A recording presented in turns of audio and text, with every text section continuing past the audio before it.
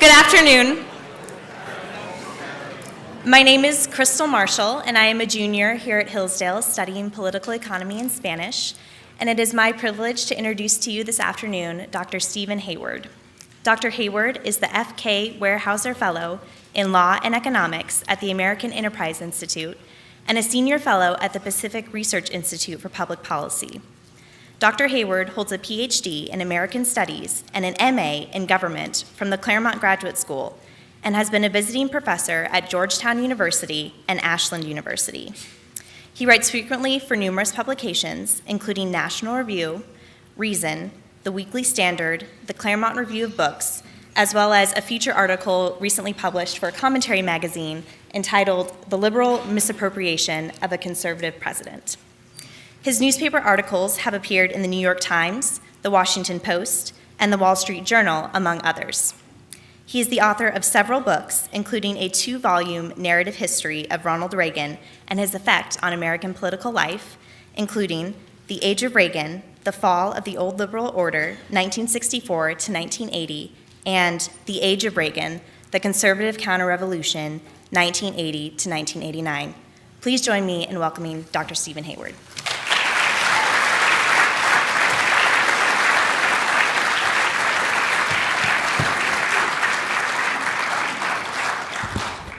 Thank you, Crystal, and thank you, ladies and gentlemen, for this extraordinary turnout on what is a lovely fall afternoon where I might be tempted to enjoy some of the last days of sunshine and warmth before the long Midwestern winter settles in. Well, let's begin this way. The education of any president or statesman is a broad subject, or can be a broad subject, and to bring some illumination to the specific question of Ronald Reagan's education, I want to make a simple and straightforward point, which is that scholars and citizens alike are insufficiently attentive to the civic education of modern presidents and would-be statesmen. And I don't mean education in the formal sense, but I mean this in a deeper sense of the substance of what is learned and known. What have the men and women who lead us read and contemplated? In what setting? And the decisive question, what difference does it make, can only be answered by knowing what specific quality of mind marks out those rare human beings on whom we bestow the exalted title of statesman. Now, there are many qualities and virtues that go into that rich subject, but I want to concentrate here on the narrow question of the connection between education and the striking independence of mind and unconventional imagination that typify the greatest statesmen of ours or any age. Now, our interest in the education of presidents and presidential candidates today seldom goes beyond the surface to the universities attended and the degrees taken.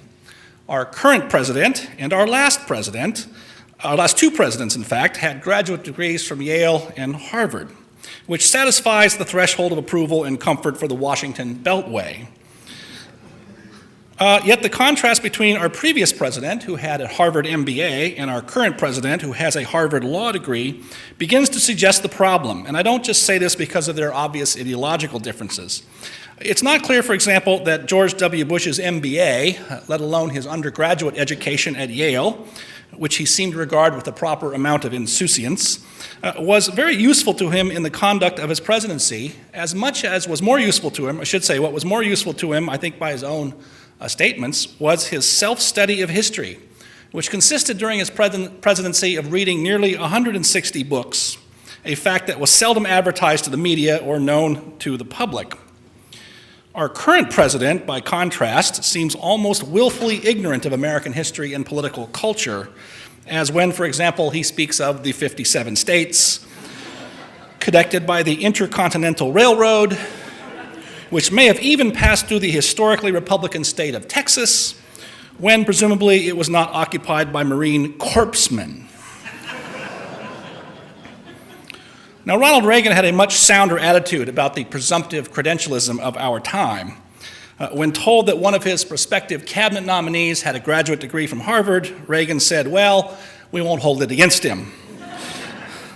Reagan, as you all know, hailed from tiny Eureka College in Illinois, a school that's even smaller than Hillsdale. And in that sense, he is what social scientists would call an outlier in the data of presidential educations. Although many modern presidents come from humble, lower middle class backgrounds in small towns, Richard Nixon, Bill Clinton, Jimmy Carter, Dwight Eisenhower, and Reagan all meet that description. Nearly all modern presidents who were elected to office come with either Ivy League educations or their close equivalent, combined with a close association with what still deserves to be called the Eastern establishment. This is true even of Jimmy Carter, a genuine outsider figure who nonetheless attended the Naval Academy at Annapolis.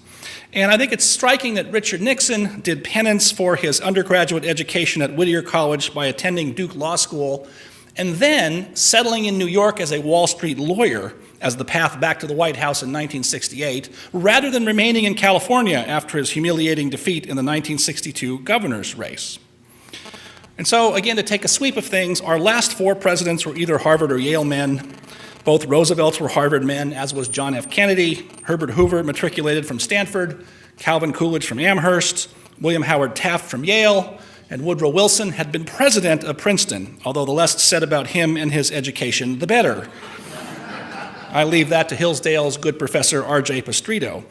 Among presidents elected in their own right, that is to say, those presidents who didn't become president somewhat by accident by having been vice president first, namely Harry Truman and Lyndon Johnson, among presidents elected in their own right, you have to go all the way back to Warren Harding to find a president with such un-establishment educational credentials as Ronald Reagan. Hence, it was not surprising that when Reagan was elected in 1980, that even Roland Evans and Robert Novak, two rare conservative Washington journalists who generally supported Reagan, could write at the time that, quote, "No previous president of the United States had so bizarre a preparation for political office," close quote. Well, my thesis today is that this judgment, even though it's from two very good men, is comprehensively wrong. That to the contrary, Reagan was the best prepared incoming president of the last 50 years, and that this preparation consisted of much more than just his 2 terms as governor of California, or as having campaigned twice for the Oval Office. I think Reagan's success as a statesman owes to one thing above all others: his complete independence of mind based on a wholly unconventional education, which upon examination will be seen to have been an idiosyncratic self-education. Reagan was a very different kind of conservative, something we can say more about later perhaps. Put simply, there are very few ways today, aside from the deliberate curriculum of Hillsdale College, where a prospective statesman could acquire the kind of education necessary for the demands of political life in our time, and especially the kind of education that will convey an original and independent cast of mind. Now, this is not really a new or original theme, but it is one that as I say, has been neglected. Abraham Lincoln's self-education is legendary. We know from his biographies that he did extensive reading of Euclid, of Shakespeare, Blackstone, Gibbon, and the Bible, and that these and other sources were central to the formation of his legal and political views and his rhetoric. But in those days, in the early 1800s, very few Americans attended college or university, and almost none from the frontier where Lincoln grew to manhood. Moreover, and quite significant for our purposes, much of Lincoln's self-education continued long into adulthood, so much so that more than one biographer noted that his law practice sometimes languished because he was distracted by his reading. In more recent times, as I've suggested, we tend to regard formal university education as the whole of education, especially for our leaders. But the sad fact is that our prestigious universities, with a few limited exceptions, no longer provide the kind of civic education that, for example, Calvin Coolidge describes receiving at Amherst in his autobiography. If you've never read the autobiography of Calvin Coolidge, one of Reagan's favorite presidents, remember, he describes in particular the nature of his history courses at Amherst. In the hands of his favorite professor, Anson Morse, for example, Coolidge wrote, quote, "Washington was treated with the greatest reverence, and a high estimate was placed on the statesmanlike qualities and financial capacity of Hamilton. But Jefferson was not neglected. The whole course was a thesis on good government and good citizenship. Those who took it came to a clearer comprehension, not only of their rights and liberties, but of their duties and responsibilities," close quote.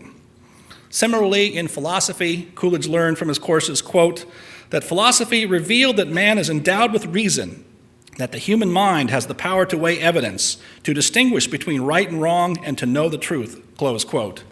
It's with that background that Coolidge in his senior year won a national prize for the best college essay from the Sons of the American Revolution. And his essay title, which prefigured some of his extraordinary speeches as president years later, was, quote, "The Principles Fought For in the American Revolution," quote, close quote. Well, Coolidge's education is almost impossible today at most leading universities, except for the occasional accident of an isolated sound teacher, usually hired by accident and barely tolerated by the rest of the faculty. Where then to look for models of a statesman's education in modern times? Well, one place to look is one of Reagan's favorite models alongside Coolidge, and that was Winston Churchill. President Reagan, it turns out, quoted Churchill more often than all other American presidents combined. I was once challenged on that factoid by a liberal who said, well, you know, John F. Kennedy loved Churchill, invited him to the White House on Churchill's last visit to America in 1961. Churchill declined quite sensibly. So I went back and did an extrapolation. I took the Kennedy-Churchill quotation rate and projected it over a hypothetical 2 terms, assuming Kennedy had lived and served 2 terms, and found out that Reagan still beat him. So Reagan's still the champ. Reagan didn't just quote Churchill's quips and jests, as a lot of people do. He cited Churchill in very substantive ways. And I think, in fact, Reagan's famous axiom on foreign policy, peace through strength, can be seen as derivative of Winston Churchill's Iron Curtain speech in Fulton, Missouri in 1946. At Fulton, you may recall, at the invitation of President Harry Truman, another largely self-taught president who, not coincidentally, regarded the Soviet Union as an evil empire. It was there at Truman's invitation that Churchill laid out the theme that World War II could have been prevented, as Churchill wrote, without the firing of a single shot, had the Western democracies armed themselves sufficiently and stood up to the dictators resolutely. As I say, this is a lesson Reagan took to heart. In fact, Reagan appeared in Fulton in 1990, after he'd left office and after the Berlin Wall had come down, to dedicate a sculpture by Churchill's granddaughter, Edwina Sands, where he noted in his remarks that, quote, "The road to a free Europe began here in Fulton." And it's not a coincidence that Margaret Thatcher, the Iron Lady, recalled the Iron Curtain speech when she made that great comment about Reagan in the 1990s, that Reagan had ended the Cold War without the firing of a single shot. Now, as we know from Churchill's many biographers, Churchill did poorly as a student in the lower grades of school, and only began to show his intelligence when he reached Sandhurst, Britain's premier military academy. Churchill wrote in his autobiography, My Early Life, that he, quote, "enjoyed few gleams of success at school." Like Churchill, Reagan always recalled his formal education with a little bit of diffidence, with one important exception. A fragment from Reagan's biography that bears on an important aspect of his character, and that is his religious faith and his sense of destiny, can be found in his encounter at age 11 with a popular moral story of the time, Harold Bell Wright's book, That Printer of Udell's. The story is remarkably similar to Reagan's own story in some ways. The book opens with a scene of a boy standing over the expiring body of his alcoholic father, and a scene similar to what Reagan experienced himself with his own father at about the same time. The boy in the story grows up, moves to the big city, overcomes hardship and poverty to become a tradesman, that's the printer in the title, and then becomes politically active, urging his fellow citizens in a speech to make provisions for the poor among them. Now, quite significantly, I think, the speech in that book urges private charity rather than public assistance, in part out of concern for the dignity of the recipient, quite consistent with Reagan's own views about what should be the limits of government social safety net later in life. The story ends with the hero of That Printer of Udell's becoming deeply religious, acquiring a loyal wife, and the city voting to send him to Washington, D.C. Coincidence? Maybe, but Reagan said to his mother after reading that book, "I want to be like that man." And Reagan still talked about that book decades later, telling his biographer Edmund Morris that reading's Wright book made him, quote, "a practical Christian." He said the book prompted his decision to be baptized in his mother's church, the Disciples of Christ. And Reagan sent a letter to Harold Bell Wright's daughter-in-law while he was president, saying, quote, "I had found a role model in that traveling printer Harold Bell Wright had brought to life. He set me on a course I've tried to follow even unto this day. I shall always be grateful," close quote. Nonetheless, Reagan was an average student for much of his school and college days. About his college performance at Eureka, Reagan, while he was president, said the following, Quote, I let football and other extracurricular activities eat into my study time, with the result that my grade average was closer to the C level required for eligibility than it was to straight A's. And even now I wonder what I might have accomplished if I'd studied harder. You can see him grinning, giving that line, right?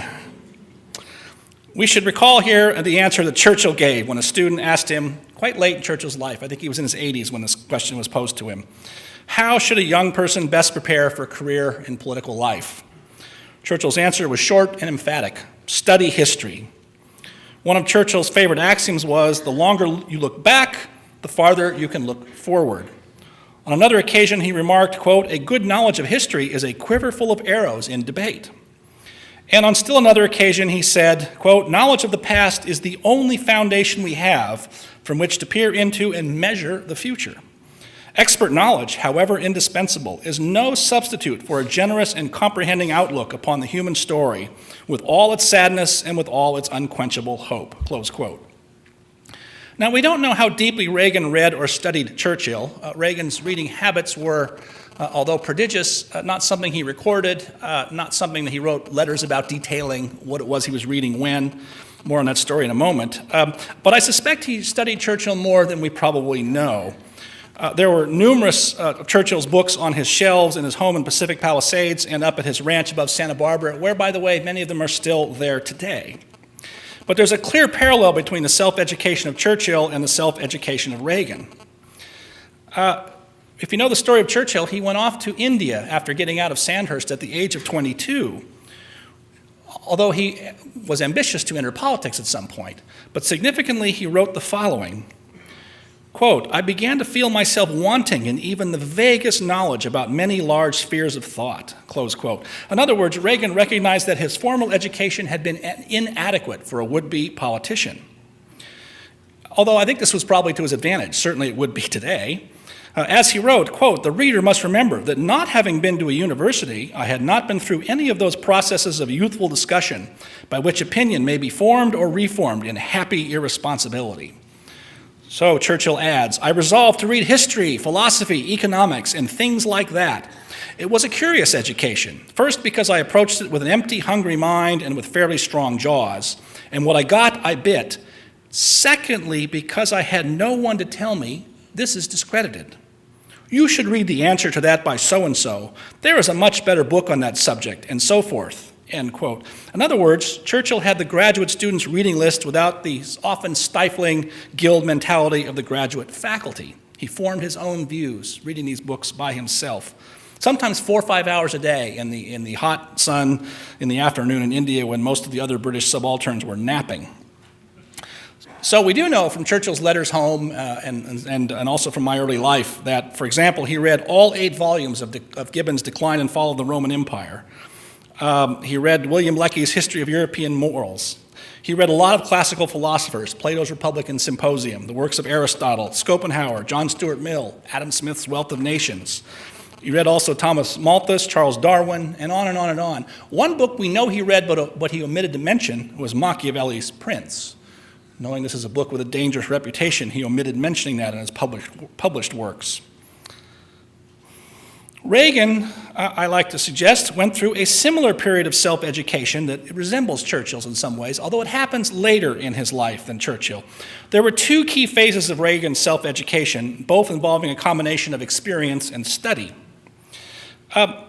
As we know, Reagan came to adulthood as an admirer of Franklin Roosevelt and the New Deal, though he used to delight later in noting the ways that 1960s liberalism had departed significantly from Franklin Roosevelt's liberalism. Still, as late as the late 1940s, Reagan could still describe himself as, quote, a near-hopeless hemophiliac liberal. Fancy way of saying he was a bleeding heart, right? But it was about this time that Reagan, a prosperous actor, found himself in the 91% marginal income tax bracket. That's a phenomenon that turned more than a few liberals into libertarians. But in Reagan's case, he really played out the logic of the matter and realized the wider effects it had on not just himself, but people in the movie business. Cascading down to the directors, the camera people, the prop people, It affected the entire chain of economic activity. And so he came to recognize the key axiom of what later became supply-side economics, namely that incentives matter. But more importantly, and secondly, this was the period when he saw the nature of communism up close in person in the efforts of the Communist Party to gain control of several Hollywood trade unions. Now, far from being some paranoid misadventure of McCarthyism as it's often portrayed, this was a very serious episode. I mean, we now know from KGB files that the Soviet Union actually spent several $1 million trying to back labor union infiltration efforts all over the country, but especially in Hollywood for its propaganda value. They didn't realize all they had to do was wait till Barbra Streisand in the 70s to achieve that. But be that as it may, one of the many mistakes that we were fortunate the Soviet Union made in the 40s, Reagan took a leading role in opposing communist influence and infiltration in the film industry at some cost to his career and some risk to his personal safety. He was threatened and carried a gun for a time to defend himself. And Sterling Hayden, who was one of the infamous Hollywood 10 and an admitted member of the Communist Party, was asked years later what had stopped communism in Hollywood, and he said, quote, "It was a one-man battalion of opposition named Ronald Reagan," close quote. So fast forward 35 years later, on the eve of his first summit meeting with Soviet Premier Mikhail Gorbachev, Secretary of State George Shultz came to Reagan and during some of the preparations for this and passed along to Reagan that a lot of the career people in the State Department were worried about how well Reagan would match up with this young, vigorous new Soviet leader. The conventional wisdom was that Gorbachev would run circles around him. A week before the summit, U.S. News and World Report quoted an unnamed European diplomat saying, quote, "Gorbachev will swallow Reagan within half an hour." So Reagan said to Shultz, "Don't worry, I've dealt with communists before in Hollywood. I know what they're like." Now, this was surely a less than reassuring answer for anyone inside the Beltway. But in fact, as we subsequently know, it was Reagan who ended up running circles around Gorbachev in every one of their 4 summit meetings. The second key period of Reagan's political self-education came shortly after, starting in the early 1950s, when he became host of GE Theater. As host of GE Theater, you may know some of the story, Reagan traveled the nation speaking to GE plants in more than 30 states. Now, one little detail that's not widely known is Reagan traveled, in fact, he had it written into his contract that he would travel by train to all these plants, mostly in the eastern United States from his home in Los Angeles, because he was afraid to fly. Reagan didn't step on an airplane, I think, once for a 30-some-year period in his life. And it's a fear he only conquered when his political ambition made it necessary to get on airplanes once again. Now, his GE traveling companion, Earl Dunkel, recalled that Reagan spent much of the time on those long train trips reading books and magazines and writing his speeches. Looking back now, Reagan wrote in his memoirs, "I realize it wasn't a bad apprenticeship for someone who'd one day enter public life. Those GE tours became almost a postgraduate course in political science for me. I was seeing how government really operated and affected people in America, not how it was taught in school." He adds this passage, "From hundreds of people," and here I think you get a sense of Reagan's deepening appreciation for where and how our Constitution has been subverted in modern times. "From hundreds of people in every part of the country, I heard complaints about how the ever-expanding federal government was encroaching on liberties we'd always taken for granted. I heard it so often that after a while I became convinced that some of our fundamental freedoms were in jeopardy because of the emergence of a permanent government, never envisioned by the framers of the Constitution, a federal bureaucracy that was becoming so powerful it was able to set policy and thwart the desires not only of ordinary citizens, but their elected representatives in Congress. I'd make a note of what people told me, do some research when I got home, and then include some excerpts in my next speech." Now, Reagan's detractors have long assumed that someone, presumably his second wife Nancy, or maybe Nancy's father, had talked Reagan out of his liberalism. But you can see, I think, why Reagan explained how he did it himself. In the 1970s, he said this, "Eventually what happened to me was, because I did my own speeches and did the research for them, I just woke up to the realization one day that I had been going out and helping to elect the people who had been causing the things I had been criticizing. So it wasn't any case of some mentor coming in and talking me out of it. I did it in my own speeches."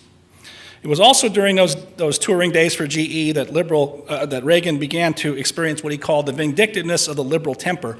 And sure enough, the AFL-CIO, to which he had belonged as a head of the Screen Actors Guild Union, the AFL-CIO branded Reagan a strident voice of the right-wing lunatic fringe. Sadly, Reagan wrote, "I have come to realize that a great many so-called liberals aren't liberal. They will defend to the death your right to agree with them." Now, we don't know Reagan's precise reading list during this important period for reasons I mentioned before. But while he was president, we'd often hear stories, people would say he's reading the following very serious books about missile defense, about the Soviet Union and so forth. Usually Reagan would only admit publicly to reading the latest Louis L'Amour novel. And whenever his press office wanted to put out a list of these serious books he was reading to counter the constant barrage that he was uninformed and dumb and all those usual things, Reagan would say, "No, I don't think we need to do that." It was part of his instinct that it's better to be underestimated in politics. But we do know from the speeches he gave in the 50s and later, we can make out a few things that he surely was reading back in the 50s.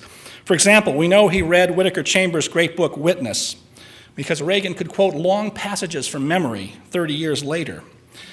We can also guess that he read Henry Hazlitt's Economics in One Lesson, Hayek's Road to Serfdom, Milton Friedman's Capitalism and Freedom. We know that Reagan was a charter subscriber to National Review magazine when it was founded in 1955, and we know that he read the Freeman, the periodical of the Foundation for Economic Education. And one detail I think is quite significant, Reagan was fond of quoting the little-known 19th century French classical liberal economist Claude Bastiat. Bastiat was the inspiration for Henry Hazlitt's famous One Lesson in economics, namely that the art of economics consists of looking not merely at the immediate, but at the longer effects of any act or policy. So references to Bastiat sprinkle Reagan's speeches during those years. Reagan quoted him once or twice, by the way, in press conferences as president, no doubt causing the press corps to scratch their heads about who he could possibly be talking about, along with another obscure medieval Arab economist, Ibn Khaldun. But you can, I think, see from that reading all the themes that became part of the famous speech on behalf of Barry Goldwater's doomed candidacy, and which was the template for Reagan's themes for the rest of his political career.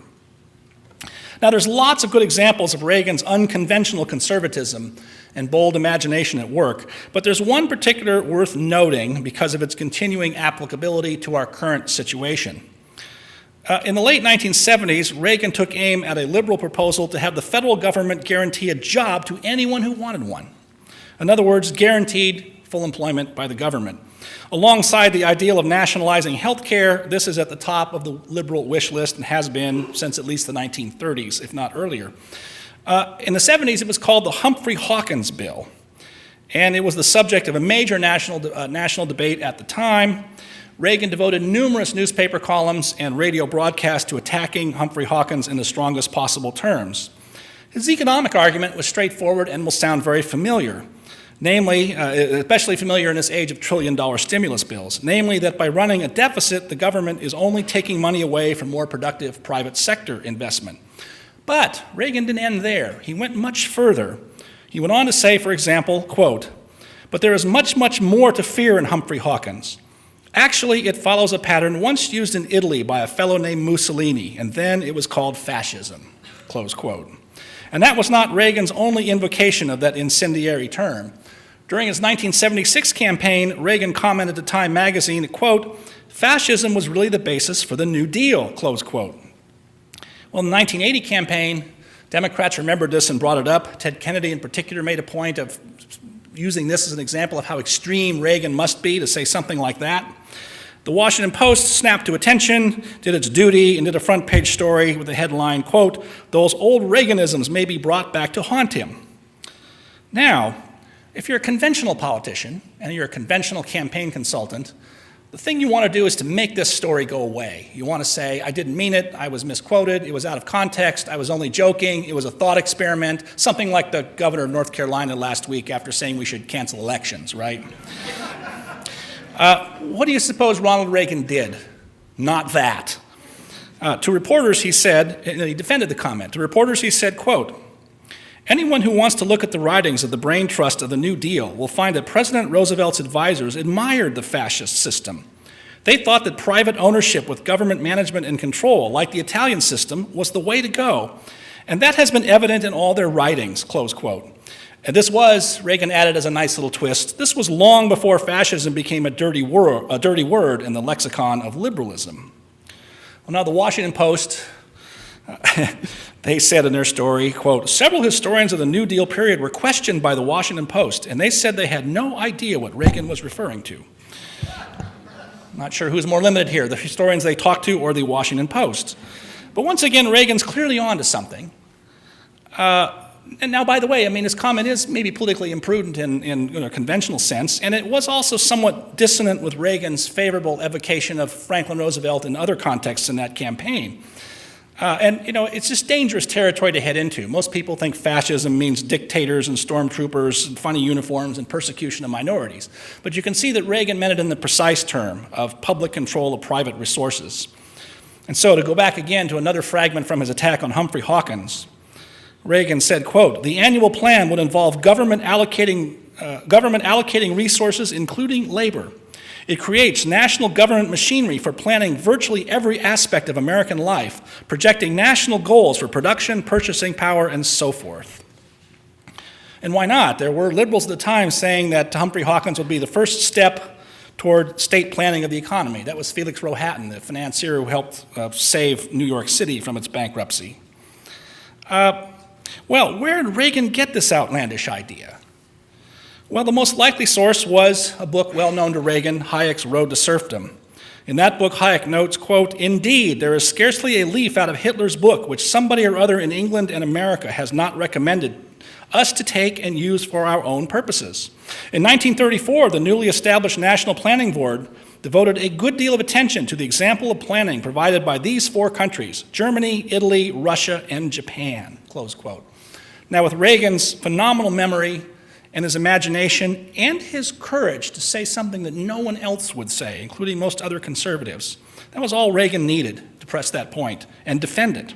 I can't imagine Howard Baker or George H.W. Bush or Robert Dole or any of the other conservative Republicans at the time being willing to make an argument like that, let alone to understand it. And this points finally to the most vital lesson to be derived from a proper civic education, whether it's from a rare institution of sound principles like Hillsdale or on your own original path. I think when you find someone with imagination and unconventional qualities of mind, and you combine that with political courage, what you usually see before very long is a central insight into the political problem of our time. Ultimately, people seek education, whether formal or informal, precisely to get insight. And lots of people have emptied tankers of ink trying to understand Reagan's unusual habits of mind. People like to notice his penchant for analysis by anecdote, and usually Reagan's use of anecdote was used as a means of denigrating his intelligence, although this conveniently overlooks the fact that analysis by anecdote is the method of Plato's dialogues. Modern social science, of course, tries to reduce thinking to an orderly, replicable process of formal logic or quantitative models, or the context of a person's life. But none of this works right. Insight, the philosopher Bernard Lonergan notes in his magisterial study of the subject, is reached, quote, not by learning rules, not by following precepts, not by studying any methodology. Insight is a function not of outer circumstances, but of inner condition, pivots between the concrete and the abstract, and passes into the habitual texture of one's mind. Insight is discovery, not deduction. It shares the same element of genius that creates great new art. Were there rules for discovery, then discoveries would be mere conclusions. Were there precepts for genius, the men of genius would be hacks, close quote. Well, Abraham Lincoln wrote that all nations have a central idea from which all its minor thoughts radiate. I think the same can be said of great statesmen. Churchill's central insight might be said to be that the distinction between liberty and tyranny is real and substantial. Now, this may seem trivial or obvious until we stop to realize that modern value-free social science has gone very far in effacing the moral distinctions between different kinds of nations, or regimes, as political scientists put it. And this has a long pedigree in political science, in the relativist political science. Thomas Hobbes wrote in the Leviathan that tyranny is merely kingship misliked, And if you go back to the bookshelves, you will scour in vain to find a modern political science textbook that described the Soviet Union as a tyranny. More recently, and something I wrote about in National Review a few months ago, there's a whole parade of eminent political scientists who made fools of themselves in recent years talking about how Muammar Gaddafi of Libya had been rehabilitated and had joined the ranks of respectable world leaders, until he started shooting his own people in numbers so large that it was no longer possible to conceal the embarrassment of this misjudgment. Well, Reagan's central idea was a variation of Churchill's and can be summarized as the view that unlimited government is the enemy of liberty, both in its vicious forms like communism and socialism, but also in its supposedly benign forms like bureaucracy. And Reagan explained it this way many times in his career. I think perhaps best in one of his greatest speeches, in my mind, one of his 4 or 5 greatest speeches, the one he delivered in 1982 in London in the House of Parliament. And this was the speech that was more noticed for having laid out the idea that it was communism that was going to end up on the ash heap of history, where he committed some rhetorical grand larceny in taking the phrases of Lenin and turning them against Marxism-Leninism. But in that speech, he also said this: "There is a threat posed to human freedom by the enormous power of the modern state. History teaches the danger of government that overreaches. Political control takes precedence over free economic growth. Secret police, mindless bureaucracy, all combining to stifle individual excellence and personal freedom," close quote. Notice the combination in the middle of that sentence of secret police and mindless bureaucracy. Secret police referring to the most salient feature of modern tyrannical regimes like the Soviet Union, mindless bureaucracy characterizing, the EPA in our government, to pick just one example. I think that conflation of secret police and mindless bureaucracy in that one sentence shows the harmony of purpose of Reagan's own mind between his domestic and foreign policy, and that the problem of government power was not for him a dichotomy of East and West, but was a continuum. And here, I think, is the key for understanding the unity of Reagan's statecraft, as well as a corrective for the willful misinterpretation that a lot of liberals try to bring to Reagan today. Liberals today try to argue that the foreign policy Reagan was good. He made a deal that helped end the Cold War. But the domestic policy Reagan they completely disapprove of course, because his ideas are the ideas of, to put it very directly, the Tea Party today. But this is an interpretive mistake of the first order. It's sometimes hard to make the story out because the domestic policy story, it lacks the drama of the foreign policy story. It's more diffuse. There were more wins and losses and more ties, more issues and arguments that were still playing out today. Or above all, as I put it, Reagan never stood in front of the Federal Trade Commission or the Environmental Protection Agency and said, "Mr. Regulator, tear down this rule." But that was an attitude that he had. So I have no doubt that we should have that same attitude today. In fact, you might go as far as to say that our current out-of-control government represents for us the challenge of fulfilling Reagan's unfinished agenda, which means that we should think as he thought, we should read what he read again and put it into practice. Thank you very much, and I'll look forward to taking your questions or comments.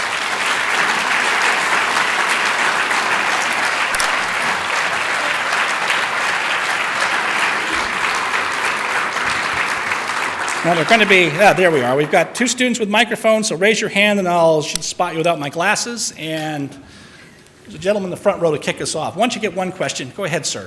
Great, and thank you so much, Mr. Hayward. And just a reminder, there will be a book signing in the outer lobby of his book, The Age of Reagan, The Conservative Counter-Revolution. Dr. Hayward, thanks for mentioning the book. Point the microphone straight at you, I think. Straight? Yeah, I think that, there we go. You mentioned the book The Road to Serfdom from Friedrich Hayek that Ronald Reagan also read. Since FDR, we have been firmly on the road to serfdom. And in retrospect, it seems to me that Ronald Reagan, one of the greatest presidents we have had in modern time, was just a little bump in the road to serfdom. Why? So that I was wondering.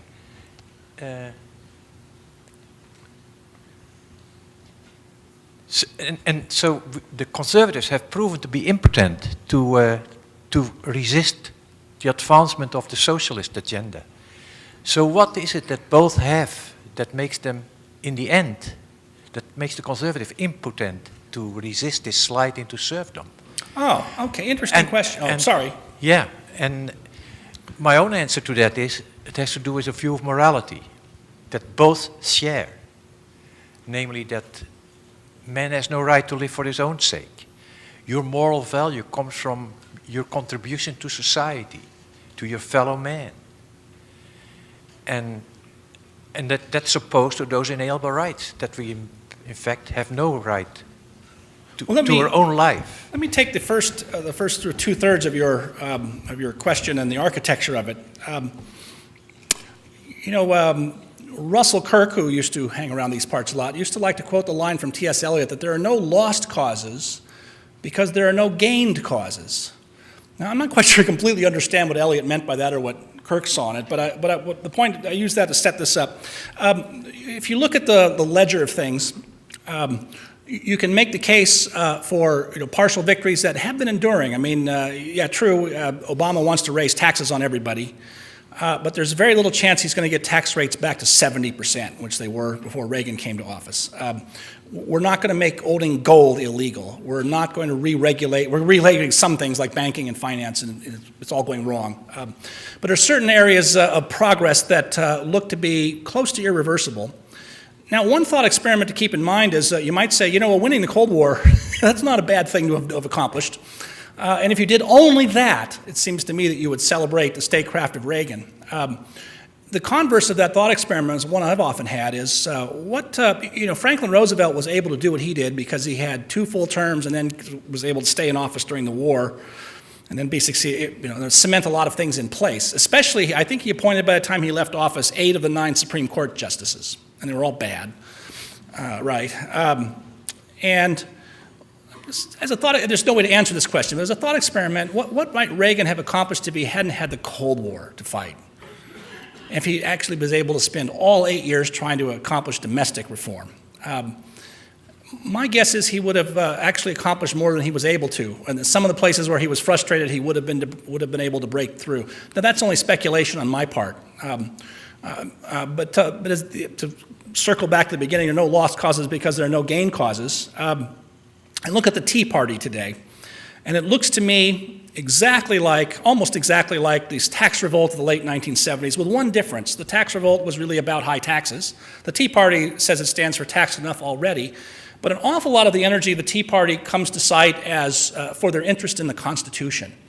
They are, as I put it, a populist constitutional movement, which James Madison might have thought that was an oxymoron on first glance, and then he might have also taken some satisfaction out of it on another level.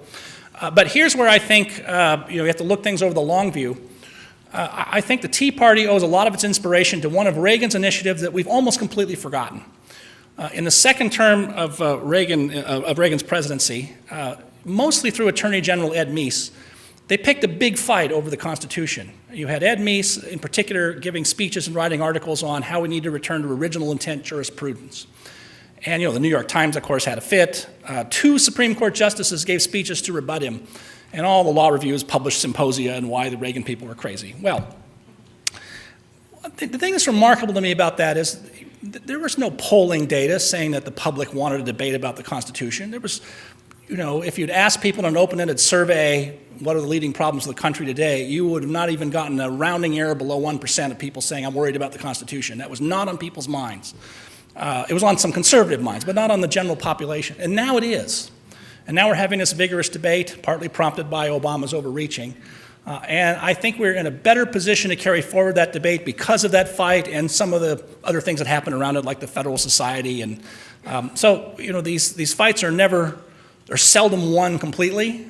We did take our eye off the ball. I'm sort of rambling a little bit. I've lately been reading what I think is Hayek's best book, The Constitution of Liberty, and there's some remarkable passages in there that read like a commentary on the Obama administration. I'm astonished at how well it matches up. A 50-year-old book, right? It's 50 years old this year.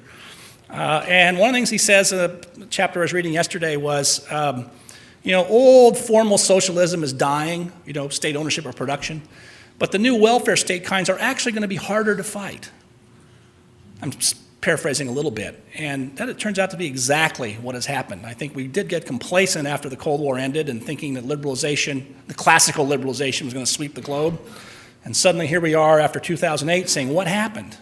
Well, we do need to reappraise some facts. So I appreciate the question. It's a hard one and a good one. And other people will give different answers than I did. Someone else. Let's go right there in the middle, and I got to get my peripheral vision going here. And students, you need to step up and ask those good, youthful questions from people who didn't see Reagan firsthand. Oh, there we go, good. Thank you so much for your speech tonight. Looking to the example of Ronald Reagan, what can you suggest to students today who are looking to further their own civic education? Well, I mean, I'd reiterate one of the things I suggested in my talk, which is read what he read. You're already doing that at Hillsdale. I mean, you know, I don't lack for confidence in the curriculum here at Hillsdale. One thing that I think, I actually say this to politicians who say Reagan is their hero, is study his speech-making style. And I don't just mean his delivery, that's important, but also how he structured his speeches and how he kept them shorter for the most part. I actually went back and looked at this. I looked at Reagan's State of the Union speeches, which usually came in about 40 to 45 minutes and were about 4,500 words.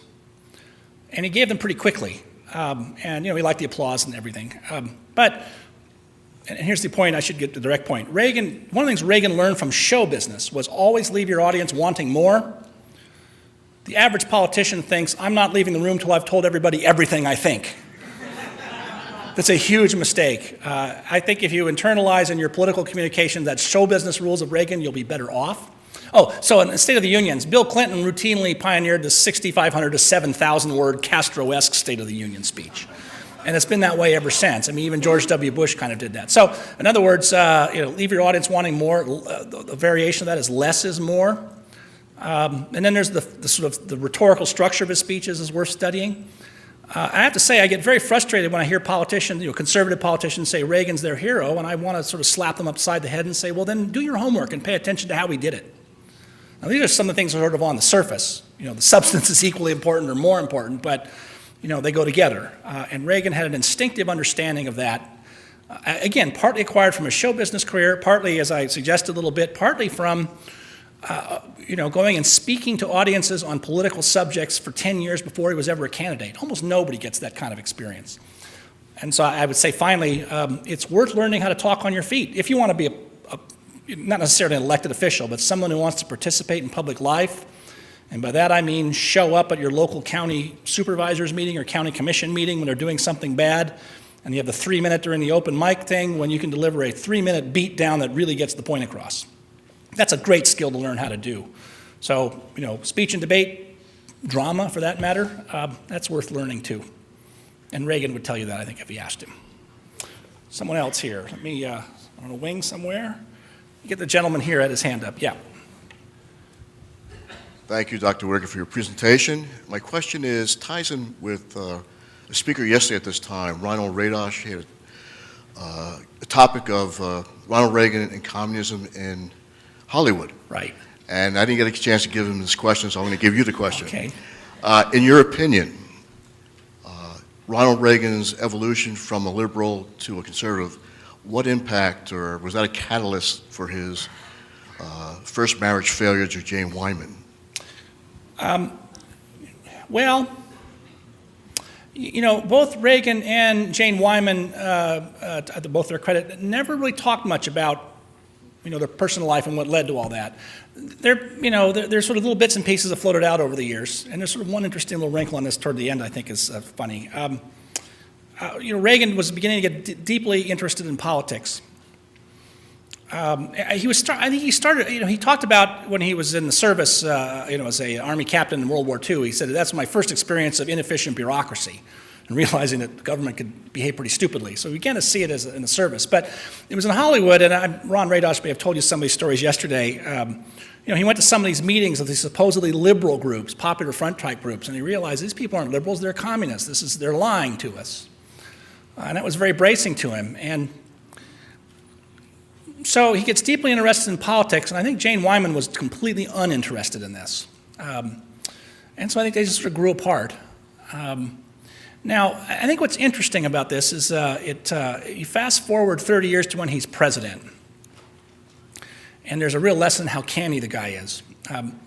Calvin Coolidge used to tell the story, Silent Cal, right? He was anything but. He was a very eloquent man, as we know. But how he got the reputation of Silent Cal, he kind of explained it one day. He said, most people who come into the Oval Office to see the president are there trying to get something they shouldn't have.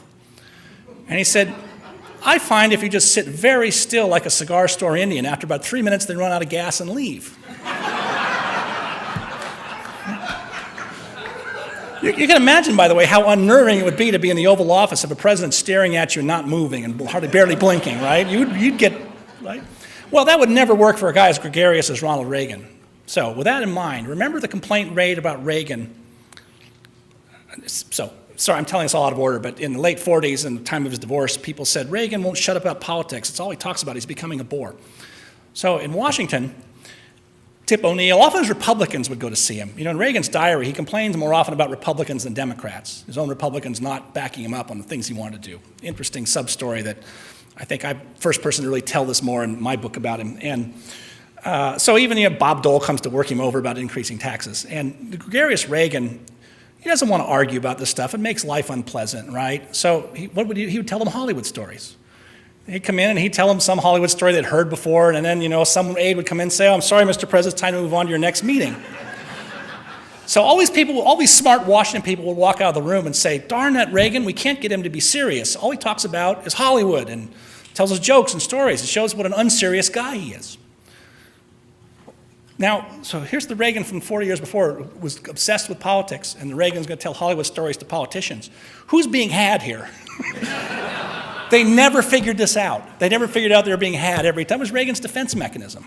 And it doesn't quite get at some of the questions about his personal life. Various people have different theories about that. They're sort of intriguing and interesting. But by the way, one of the things I say in my book is that Reagan is a throwback to an earlier time of people who didn't think it was their duty to go on Barbara Walters and spill out all their introspections of the world. And that's another thing to like about him, I think. So someone over here have a hand up? I haven't looked over that way much. Let's get the gentleman on the aisle over here. Yeah.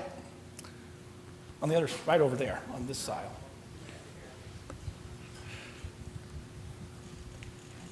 Thank you for coming. This next election will be my first opportunity to vote. And in light of what you said about formal education and self-education, is there any comment that you could make about the candidates that have stepped forward up to this point?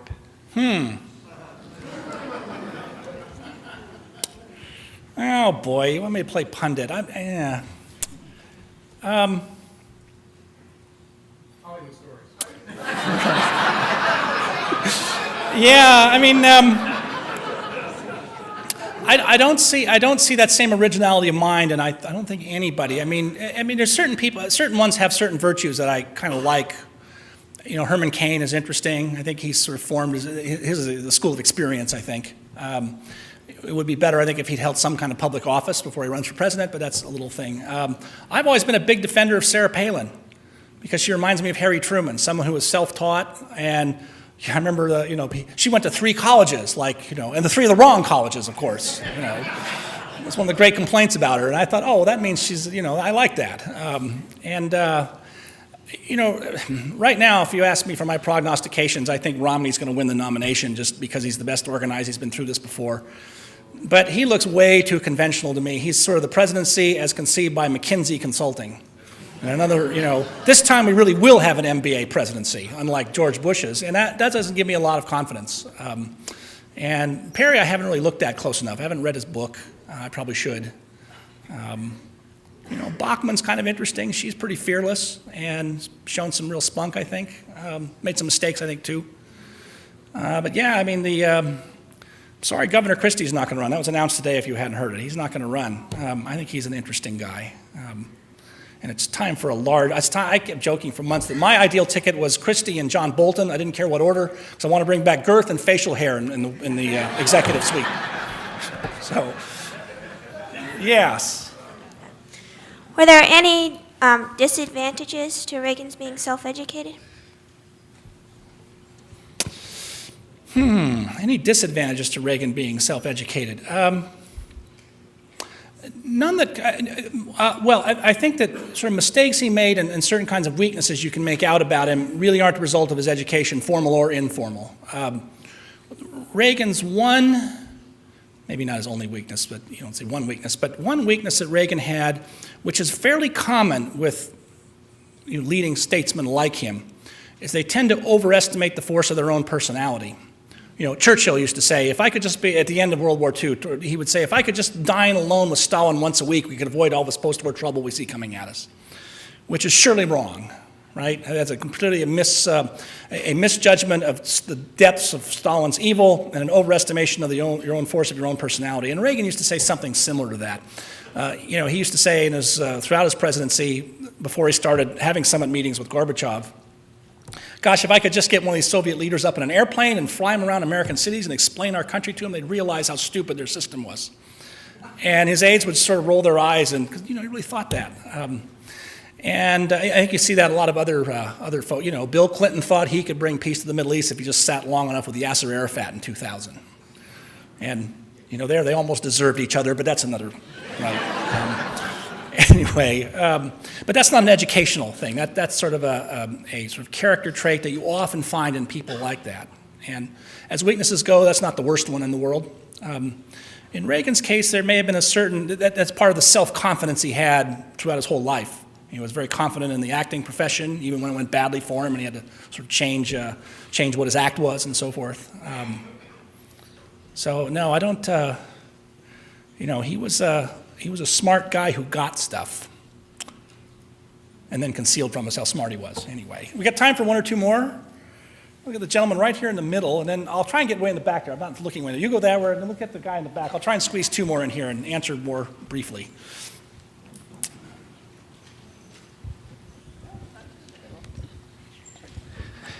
Let's see, recently there have been some books written about President Reagan's religious faith and how it influenced some of his activities. I was wondering if you could tell us something about his religious training and how his beliefs were formed. Yeah, that really is a good question for Paul Kengor, one of the other authors who've really zeroed in on that closely. What I observed, this is another area of Reagan's life that he kept a little bit private. I mean, one thing you can tell about him is that he had, knew the Bible, because he could often quote, like Lincoln, biblical phrases would show up in his impromptu comments as well as his set-piece speeches. And in his private letters, a number of his private letters talked about how he believed that the Bible was the Word of God and true from beginning to end, didn't believe in the modern, fancy interpretations and whatnot. There were the frequent references, maybe frequent too strong a word, but there were occasionally in public he would say, which really unnerved a lot of people, these may be the days that see Armageddon, as the biblical prophecy goes. And this would really upset people who said, this guy's going to have his finger on the button. And there's one letter in particular to Peter Hannaford from 1983 where he says, I look at what's going on now and all our troubles in the Middle East and everything else, I really have to wonder if we aren't living in the end times. And then he adds, next sentence, please don't quote me on this. So he knew this was a sort of a dicey thing to say.